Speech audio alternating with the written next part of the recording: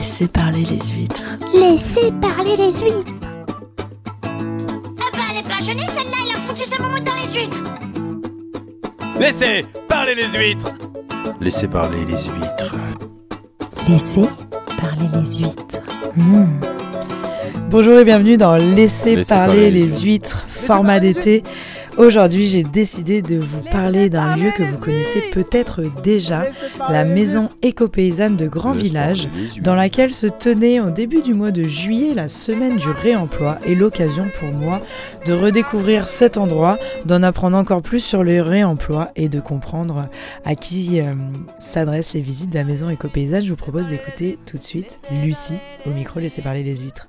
Lucie Walls, responsable de la maison éco-paysanne, donc un lieu sur l'architecture oléronaise, l'habitat écologique, qui est géré par la communauté de communes de l'île de Léron. Et donc, qu'est-ce que c'est la maison éco-paysanne? Qu'est-ce qu'on y fait? Qu'est-ce qu'on y trouve? La maison éco-paysanne, donc c'est un lieu type musée, un site culturel qui parle de l'habitat traditionnel de l'île de Léron et de l'éco-construction au fil du temps. Donc on fait le lien entre hier et aujourd'hui et demain sur l'habitat écologique en général. Donc on y trouve un centre d'interprétation avec une exposition assez moderne, ludique, sur l'habitat au fil du temps. Beaucoup de maquettes, des films, des audios, donc c'est vraiment accessible à tous les publics, à la fois les adultes et les enfants. On a une ferme traditionnelle typique de l'île de Léron que l'on a restaurée en chantier participatif et en écomatériaux, qui a été remeublé avec les collections d'autrefois et qui se visite également. Donc une pièce de vie, une maison traditionnelle, un chai et puis des bâtiments agricoles au sein d'un beau jardin arboré, paysager. Il y a également un jardin potager. Et puis on a beaucoup d'activités pour tous les publics, que ce soit des ateliers enfants, en famille, des visites commentées, des balades architecturales dans le village, des conférences, des spectacles, et voilà une belle programmation sur toute la saison qui dure d'avril à début novembre. Donc la programmation de la maison éco-paysanne, elle est souvent liée avec l'architecture oléronaise et l'histoire oléronaise? Oui, c'est ça, on est vraiment sur cette thématique de l'habitat, de l'architecture, de l'éco-construction. On a d'ailleurs des stages aussi en éco-construction sur des week-ends qui permettent à tout bénévoles de mettre en œuvre des écomatériaux, d'apprendre à restaurer un bâti ancien. Oui, donc toute la programmation est sur ces thématiques de l'architecture, de l'écologie, de l'environnement bâti de l'île de Léron. Et là, les stages dont vous parlez, ils sont accessibles à tout le monde? Oui, des stages accessibles à tous, donc à tous les adultes, quel que soit l'âge, qu'on soit initié ou non déjà à la construction. Ce sont des stages qui sont encadrés par des artisans professionnels, donc selon le type de stage, donc ça peut être des maçons, des tailleurs de pierre, des peintres, et on a différents types de chantiers. Donc par exemple mettre en œuvre des joints et des enduits chaussables qui protègent nos murs en pierre. On peut faire aussi des constructions de murets en pierre sèche, des peintures écologiques à la farine, des constructions de rocket stove, donc des cuiseurs économes en bois. On a aussi des ateliers un peu plus artistiques, comme le cyanotype, des impressions avec la lumière du soleil, ou encore le tressage nature, donc tout ce qui est fabrication de paniers ou d'objets décoratifs en osier. Voilà le type de stage que l'on peut trouver à la maison éco-paysanne. Et ça, comment on est au courant de quels stages sont quand, c'est où les actualités de la maison éco-paysanne? On a une page Facebook où l'on met toutes nos actualités, que ce soit les stages, les événements, les ateliers, et puis aussi le site internet de la maison éco-paysanne, en plus des relais médias de l'île de Léron. Et donc en dehors des stages et voilà, des ateliers, la maison éco-paysanne se visite aussi si on a envie de venir voir un petit peu le lieu. Est-ce qu'il y a un commentaire de cette visite ou c'est à nous de le faire? Oui, donc la maison éco-paysanne se visite tous les jours, sauf le lundi. On est ouvert du mardi au dimanche durant toute la saison, donc on peut faire une visite libre. Il y a vraiment de quoi lire, écouter, regarder sur place. Comme c'est très, très interactif, on peut y passer 1 heure, 2 heures facilement. Il y a aussi un parcours pédagogique pour les enfants. On a des livrets-jeux pour les enfants pour tous les âges. Et après, on peut en effet participer à une visite commentée. En juillet et août, c'est du mardi au vendredi à 10h30. Donc il nous raconte un peu l'histoire de la maison éco-paysanne, qui était à la base la maison paysanne, c'est ça ? Oui, donc à travers cette visite, on a une vue d'ensemble du lieu. En effet, on raconte l'historique. La maison paysanne, donc les bâtiments traditionnels ont été construits par les Déjouquets, un groupe folklorique oléronais de danse et de musique traditionnelle. Ils ont décidé dans les années 70 de construire une ferme typique de l'île d'Oléron avec des matériaux de récupération, donc glanés sur des fermes à l'abandon ou des bâtiments en ruine. Donc ils ont construit en 8 ans et de façon bénévole une ferme traditionnelle. Donc de façon typique sur l'architecture qu'on trouve sur Oléron. Oui, vraiment l'architecture typique oléronaise, donc la ferme avec la maison à escalier extérieur, le chai où était fabriqué le vin, les petits parcs qui servent aux animaux, donc les poules, le cochon, le cheval ou le bœuf. Et puis un balai, on dit balette en patois, donc c'est le hangar agricole pour stocker les engins agricoles. Très bien. Et donc là, cette semaine, c'est la semaine du réemploi. La maison éco-paysanne participe à la semaine du réemploi. Pourquoi et de quelle manière ? Alors oui, la semaine du réemploi, donc c'est un événement coordonné par le CAUE de la Charente-Maritime, donc le Conseil d'architecture, d'urbanisme et d'environnement, qui a organisé différentes semaines du réemploi dans le département. Donc on est l'une de ces semaines du réemploi sur l'île d'Oléron, donc première semaine de juillet.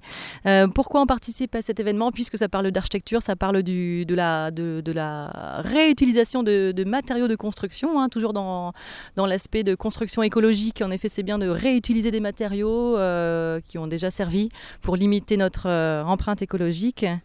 D'ailleurs, la maison éco-paysanne a été construite avec des matériaux de réemploi et même le bâtiment moderne du centre d'interprétation a également reçu des matériaux de réemploi pour des pierres qui sont en façade. Notre salle pédagogique aussi a pu être en partie construite avec des matériaux de réemploi, notamment au niveau des tuiles et des pierres des murs. Donc c'est une thématique, le réemploi, qui s'inscrit complètement dans le thème de la maison éco-paysanne, hein, et de l'habitat écologique. Et quand on parle de réemploi, on parle de récupérer des maisons qui sont détruites pour récupérer les matériaux qu'on peut réutiliser. Ou je sais pas, il y a peut-être un autre mot. Oui, c'est ça. Donc, pour ce qui est du bâti, en effet, architectural, patrimonial, on peut tout à fait réutiliser les pierres, les tuiles, les tomates, voilà, tous ces éléments anciens patrimoine qui sont facilement récupérables et faciles à remettre en œuvre dans des nouvelles constructions ou rénovations. Là, je pense à Oléron, il y a le Bricothèque. Est-ce qu'il y a eu un petit lien, un échange avec le Bricothèque pour reconstruire là les éléments dont vous aviez besoin pour la rénovation ?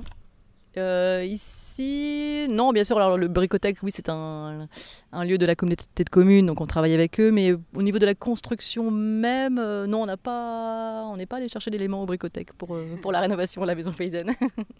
Mais la maison éco-paysanne reste quand même un lieu où les gens peuvent venir comprendre un peu qu'est-ce qu'on peut réutiliser sur Oléron et comment on peut arriver à faire une construction éco-responsable. Il y a des exemples aussi de ça et du coup des stages et des ateliers autour de cette thématique.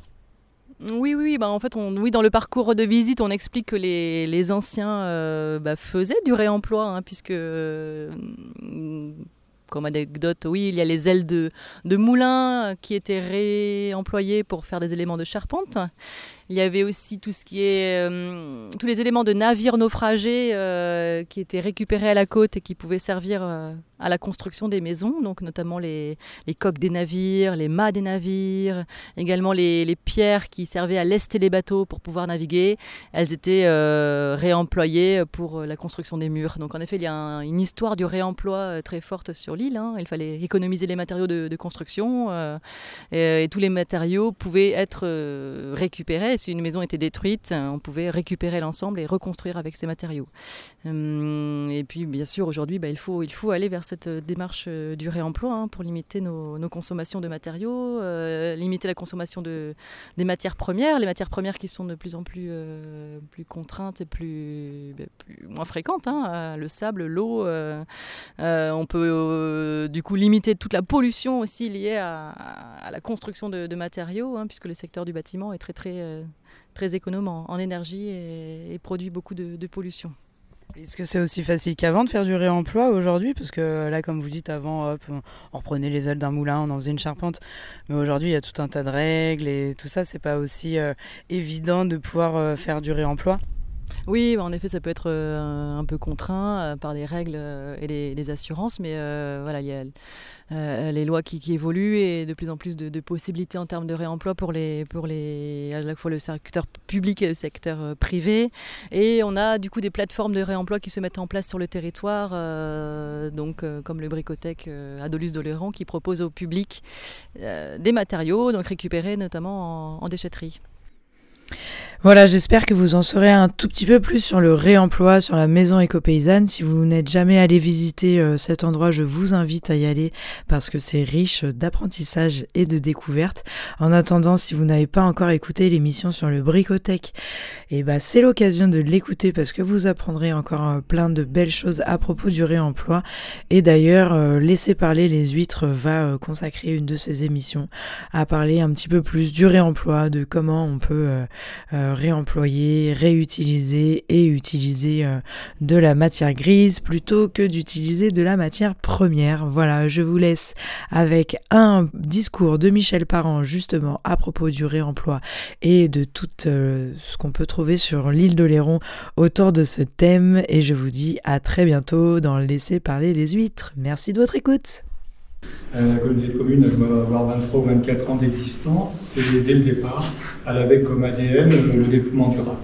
C'était Jean-Michel Massé, qui était maire de Saint-Denis, qui était président de la commission développement durable. On l'appelait commission environnement, de façon plus modeste à l'époque. Et depuis, on s'engage à poursuivre cette politique. Ça a été Oléron 2035, ça a été le plan climat qui nous a été commandé par l'État et qui acte justement la nécessité d'avoir une économie circulaire, d'avoir le réemploi, etc., etc. Et il y a un an, on a créé le Bricothèque, qui est installé à Dolusse-d'Oléron et qui permet de réutiliser tout ce qui est dans les déchetteries qui peut être réemployé. Donc on stocke ça, les gens, particuliers, associations, peuvent racheter à des prix symboliques des matériaux et il y a même des ateliers fer et bois qui permettent de transformer sur place les matériaux qui ont été récupérés. Donc l'île d'Oléron, de ce point de vue, je dirais pas d'exemplaire, mais en tout cas, entre les espaces naturels que l'on a, cette volonté de préserver l'authenticité de l'île, les activités primaires auxquelles on est très attaché et cette politique de développement durable, on est tout à fait dans le fil de l'histoire et du temps. Quand je dis fil de l'histoire et du temps, je dis toujours que mes parents, moi, ne jetaient rien. Ils transformaient tout. Mon papa était artisan menuisier et dès qu'il y avait un bout de bois, il le gardait parce qu'il savait qu'à un moment ou à un autre, il allait le transformer. Donc je ne dirais pas qu'on n'a rien inventé, mais en tout cas on prolonge l'histoire de nos aînés qui étaient exemplaires et qui savaient être économes et sobres. Voilà ce que je voulais vous dire. Au nom de la communauté de communes, avec la complicité de ma vice-présidente, elle est aussi vice-présidente du département et aussi principalement présidente du CNU aujourd'hui. Merci.